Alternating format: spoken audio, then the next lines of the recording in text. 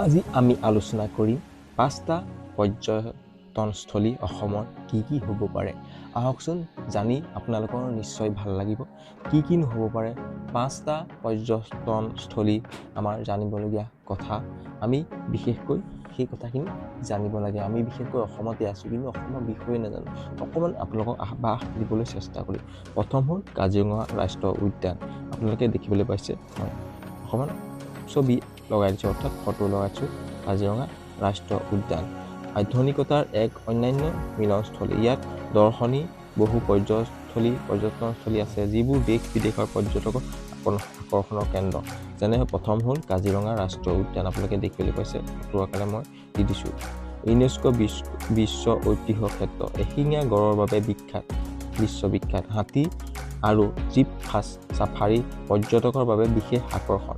2 number ভাগ হৈছে আমাৰ কামাখ্যা মন্দিৰ। কামাখ্যা মন্দিৰ আমি সকলোৱে এক নতুন সুকীয়া চিনাকি আছে গুৱাহাটীৰ কামাখ্যা মন্দিৰ। আপোনালোকে দেখিবলৈ পাইছে কি সুন্দৰকৈ মই ফটো লগাই দিছোঁ, ভালকৈ চাওক আৰু অকণমানকৈ বুজাবলৈ চেষ্টা কৰিছোঁ। গুৱাহাটীত স্থিত নীলাচল পাহাৰত অৱস্থিত ভাৰতৰ অন্যতম পবিত্ৰ শক্তিপীঠ।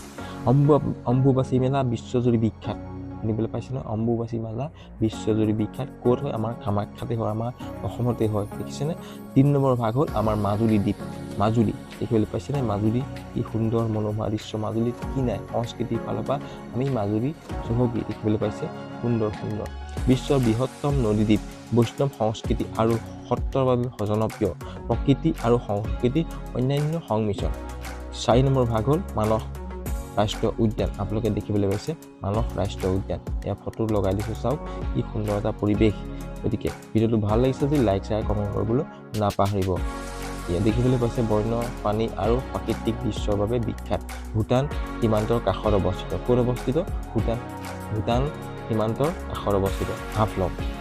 5 নম্বৰ ভাগ হ'ল হাফলং। আপোনালোকে দেখিবলৈ পাইছে হাফলং আমাৰ পৰ্যটকস্থলী। কি সুন্দৰ পৰ্যটকস্থলী, সঁচাই ভাল লাগে। যিসকল যোৱা নাই এইকেইটা পৰ্যটনস্থলী এপাক যাব। সঁচাই এটা মনোমোহা দৃশ্য। আপোনালোকে লগত লৈ আহিব পাৰিব, মনৰ ভাৱ প্ৰকাশ কৰিব পাৰিব, আনক ক'ব পাৰিব আচলতে আমাৰ অসমত কি আছে। বহুতে কয় আমাৰ অসমত একো নাই, বাহিৰতহে আছে, কিন্তু আমাক চাব জানিলে আমাৰ অসমতেই বহুতখিনি বস্তু লুকাই আছে।